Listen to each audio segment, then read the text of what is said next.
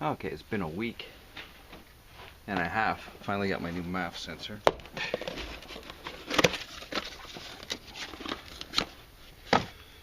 Now this one's still unhooked, so it's a pretty easy. I mean, you just unclip the two clips here,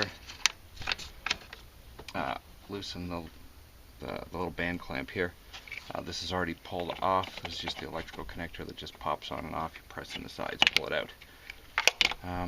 Obviously, this is the old one coming out.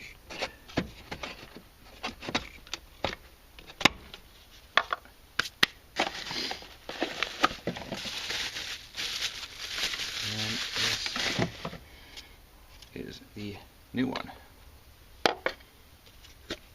And the new one did not come with any rubber O-ring here for the seal on the bottom. So we're going to pop that in. Wait a second. Ugh, goes this way.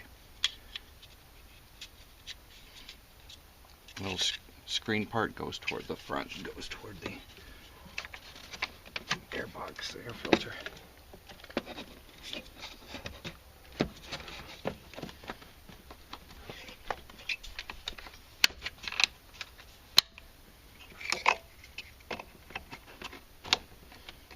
And other than tightening that clamp, that's it.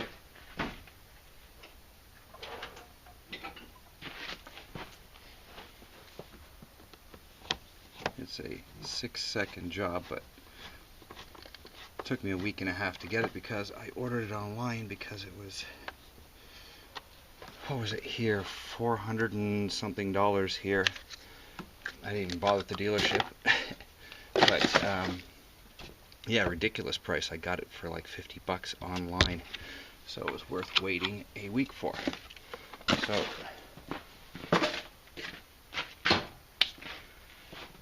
that's the new one in, and we're going to start it and see what happens here.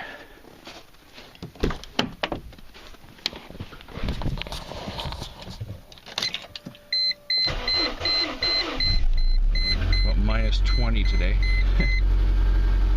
Oh, minus 5. Feels like minus 20. It's damn cold. Anyway, check engine light, as you can see, is now off. And I'm sure we're good to go. Poor car hasn't run in a week, and it has been like minus 20 most of the week. Minus 5. Man, it feels cold today.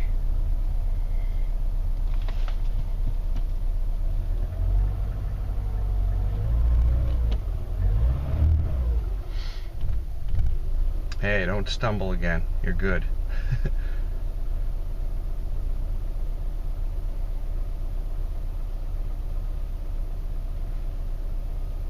Anyway, like I said, check engine lights off. That's how you replace a MAF sensor. It's simple as hell.